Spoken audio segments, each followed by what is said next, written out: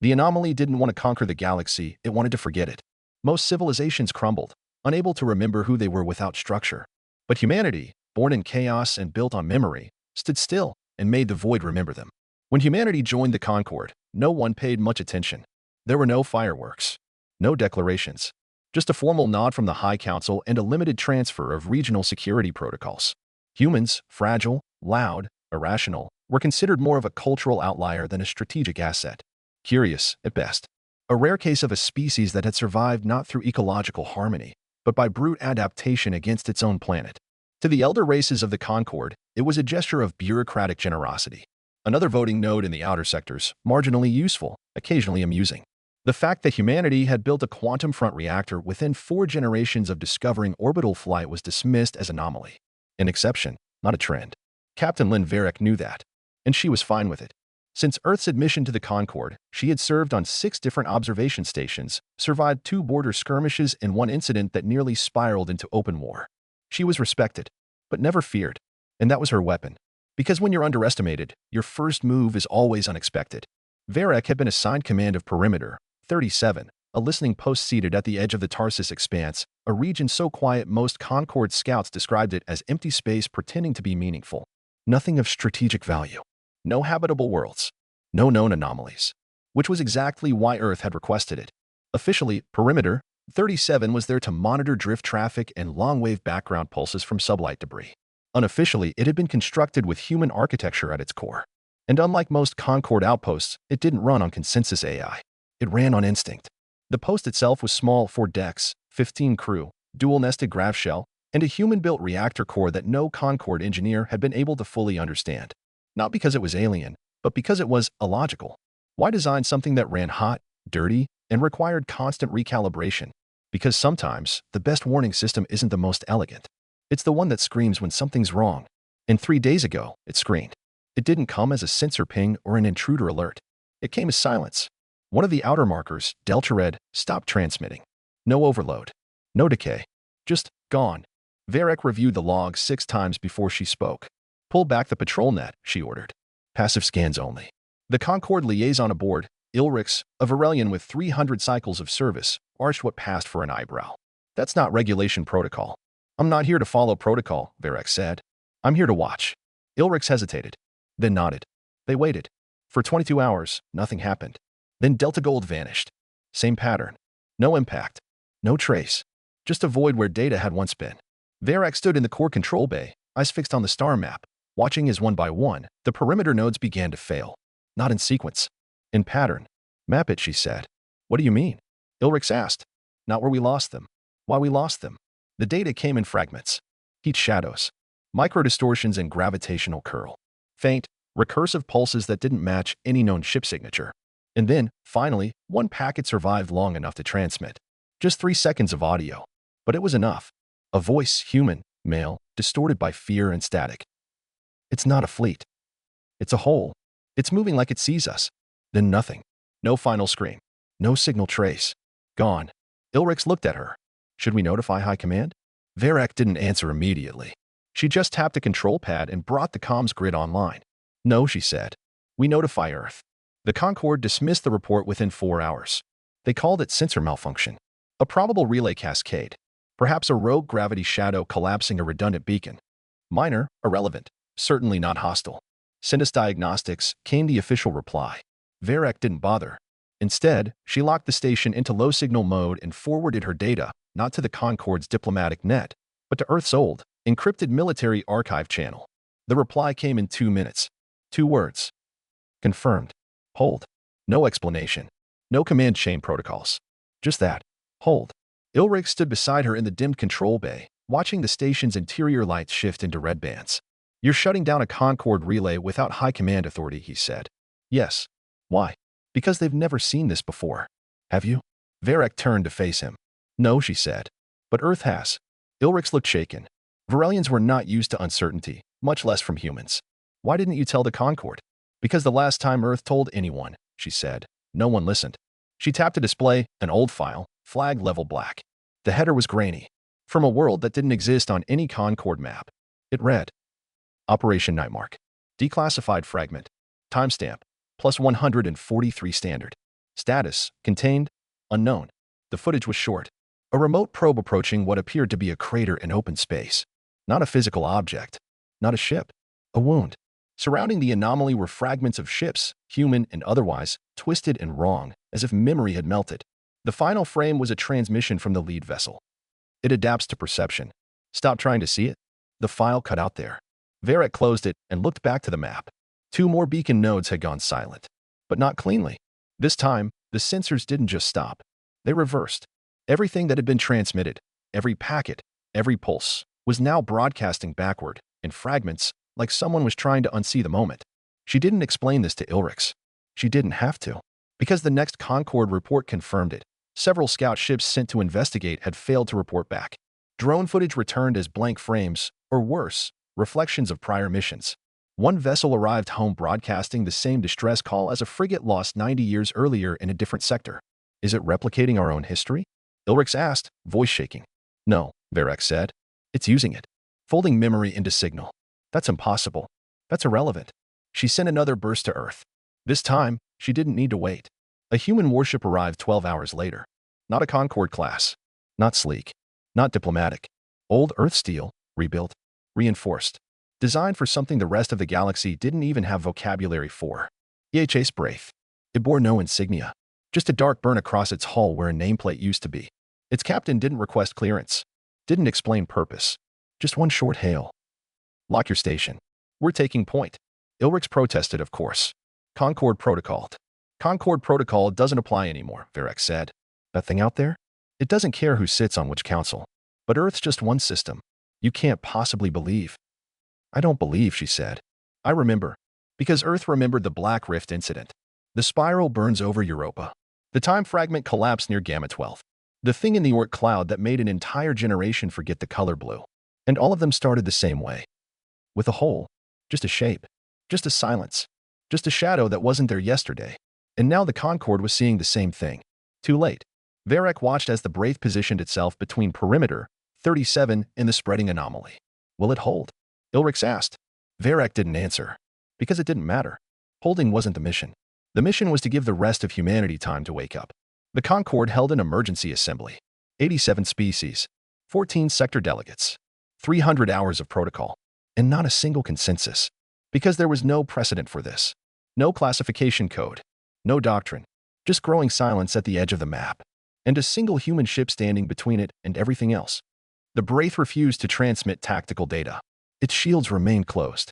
Its systems ran dark. The only signal it broadcasted was a low-frequency pulse that disrupted Concord's scans intentionally. The High Council demanded explanation. Earth sent a message 2 lines long. Threat is pre-classification. Containment in progress. That was all. The Concordian High Advisor for Conflict Ethics declared the action rogue.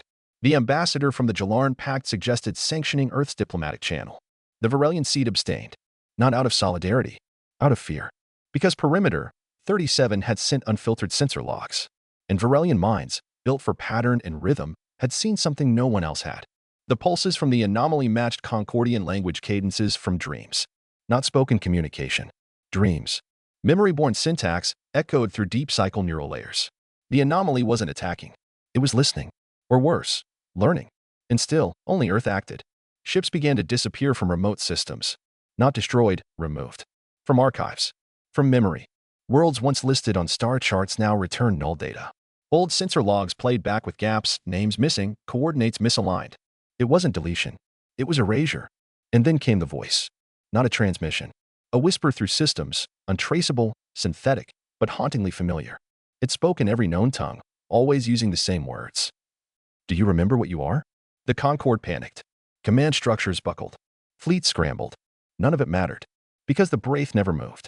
In Perimeter 37 remained dark. The only clarity came from Earth. They activated the Winter Protocol, the last failsafe from humanity's pre-Concord days. Stations rekeyed their course. Colonies severed external connections. Old weapons came back online, crude, brutal, effective. Not elegant. Honest. Because humans didn't fight for consensus. They fought for survival. They didn't need to agree. They needed to act. Captain Varric received new orders. No explanations. Just coordinates. She downloaded the package and found something ancient, a file that hadn't been opened in over a century. Not since the last time the universe tried to forget them. The file name was simple. Remember first light. Inside, a voice. Not a command. A memory. An old admiral, long dead, long erased, saying one line, barely audible over the static. When it comes, let them talk. Let them scream. But we remember who we are when it goes dark. And now it was going dark again. The Wraith launched its pods. 7 of them. Each one carrying something older than Earth's own Mu-based schematics. Echo bombs. Not explosives. Resonance devices designed to trap memory in space-time. To anchor a system against unmaking. The Concorde didn't understand them. Earth didn't explain. The Wraith deployed its patterned field, turned its shields outward, and waited. And humanity watched from the shadows. Not to see if they could win, but to see if the galaxy would learn fast enough to survive. The echo bombs didn't detonate. They unfolded. Each one a lattice of light and resonance, designed to do one thing: hold memory in place when everything else began to fade. The effect wasn't physical. It was temporal. Suddenly, time around perimeter 37 thickened. Logs recorded in triple. Sensor frames returned before they were taken. For the first time, the anomaly's pattern didn't devour. It hesitated. Like a predator unsure of its prey. Varek stood in the command bay as reality flickered at the edge of her screens. The anomaly pulsed. But it didn't advance. Instead, it reflected. Images filled the consoles. Not of the station. Of Earth. Old Earth. Pre-orbital, pre-digital, pre-everything. A girl standing in the ruins of a school, holding a book with no pages. A man lighting a fire in a flooded city. A child whispering to a cracked camera lens. None of it real. But all of it remembered. Ilrich stared at the display, trembling. Why is it showing us this? It's not showing us, Varek said. It's asking. Asking what? If we still remember who we were before we started writing over it. Because that was how it fed. Not on destruction, but on certainty. It didn't erase by force. It made you forget what mattered. Made you doubt what was real. And when you couldn't remember your story, it replaced it with silence. Varek activated the primary archive node. She uploaded Earth's raw memory stream, unfiltered history, culture, war, failure, sound. Not a curated record. A truth. And as it broadcast into the dark, the anomaly flinched. The Concorde watched from afar, unable to parse the flood of conflicting data. They saw instability, chaos, noise. But Earth saw resonance. Because they understood now. The anomaly wasn't some external threat. It was a mirror. A void shaped by perception, feeding on whatever the mind feared most, meaninglessness. And most of the Concorde had lived too long in peace. Too long in perfection. They had forgotten how to hurt honestly. But humans? Humans remembered. The Wraith released its last containment field, wrapping the edge of the anomaly in a recursive feedback coil. And then, it spoke. Not through speakers. Through memory. Each species heard something different. The Jalarn heard the fall of their first colony. The Varelians saw the silence after their lost moon. Ilrich dropped to his knees and whispered something in a language no one else recognized. But humans? Humans heard the same thing they always heard. Their own voice, asking, "Are you still here?" And for the first time in centuries, Earth answered back without hesitation. Yes. And we never left. The Concorde had no defense protocols for what was happening. How do you classify an enemy that doesn't fire? How do you fight something that changes what you remember about the fight itself? The anomaly spread across systems not with weapons, but with questions. Naval AIs looped into recursive denial states. Cultural databases began cross-referencing against non-existent entries. On Naris 4, an entire orbital colony began transmitting histories no one remembered building. 100 species tried to organize response fleets. None of them arrived. Because the stars they aimed for were no longer listed. Charts changed. Routes bent. And through it all, the same message echoed in dreams and drive cores and archive logs. What are you when no one remembers you? For most species, the question caused panic, confusion, collapse. For humanity, it caused only one thing: recognition. Because they had lived with that question since before the stars. They had built identity from loss, from rebuilding, from being forgotten, and refusing to stay that way. The Wraith didn't attack the anomaly. It broadcast through it. Patterns layered in cultural rhythm. The music of old revolutions. The click code of miners tapping resistance into rock. The static bursts from radios used in 1,000 disasters. It didn't say, "We are here." It said, "We've been here before." The effect was immediate. The anomaly spread slowed. Not stopped, but wavered. Its edges shimmered, destabilized. And in that hesitation, humanity moved. They deployed anchors across fringe sectors, not bombs, not mines, story cores. Massive vaults of raw human experience, designed to resist entropy not through energy, but through weight of memory. Each one pulsed with meaning, impossible to digest, impossible to mimic.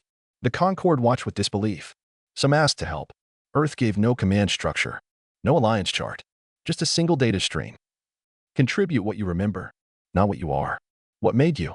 Some refused. Some complied. Some broke down trying. But a few remembered old wars, old losses, the smell of fire before a city fell, the ache of first flight, the echo of a name spoken at the end of a long silence. And the anomaly reacted. It flickered, folded, and then for the first time contracted. Varek stood aboard perimeter 37, watching it like a living thing pulling away from heat. Ilric stepped beside her, shaken but steady. Did we hurt it? No, Varek said. We reminded it. Of what? That it's not the first thing to erase us. She turned back to the console. And we've outlived worse. The anomaly collapsed. Not violently. Not with light or noise. It simply folded. Like a question withdrawn, no longer needing to be asked. In its place, silence. Real silence. Not the hungry kind that devours data and memory, but the kind that follows a story well told. The Concorde tried to understand. They ran simulations, cross-referenced records, but no algorithm could parse what had happened, because what happened had never been encoded. It had been remembered. And memory, Earth had long known, is not a clean thing. It's a scar, a song sung out of tune, a hand reaching forward without knowing if it will be held. The brave powered down its core. Varek stood on perimeter 37, the station's systems humming low, stable for the first time in weeks. Ilrix approached, slower than usual. Not out of fear. Out of respect. I read the final human upload, he said quietly. All of it. 3 times. Varek nodded. Do you understand it now? Ilrix didn't answer right away. Then, you never planned to win. No. You planned to be understood. Varek smiled. No, she said again. We planned to still be here after everyone else stopped trying to be. The Concorde reconvened. Not in session halls, but in story vaults. Species once obsessed with order now sought fragments of their forgotten chaos. The Concorde didn't become human, but it became something closer to humanity. More flawed, more honest, more resilient. And Earth? Earth didn't take credit, didn't demand leadership. They simply opened the archives and said, this is who we were when the lights went out. Now show us who you'll be when they come back on. In the years that followed, the Concorde rewrote its core doctrine. No longer preserve order at any cost, but honor the memory of becoming. And in the furthest reaches of the stars, in systems once thought lost to the anomaly, the final story core was found, drifting, undamaged. Inside, one message. From the first Earth ship to ever vanish during the Black Rift incident. It read, if you find this, we didn't make it. But maybe you did. And maybe that's enough. The Council preserved that message without alteration. No title, no seal, no metadata. Just a name at the bottom, etched into polymer.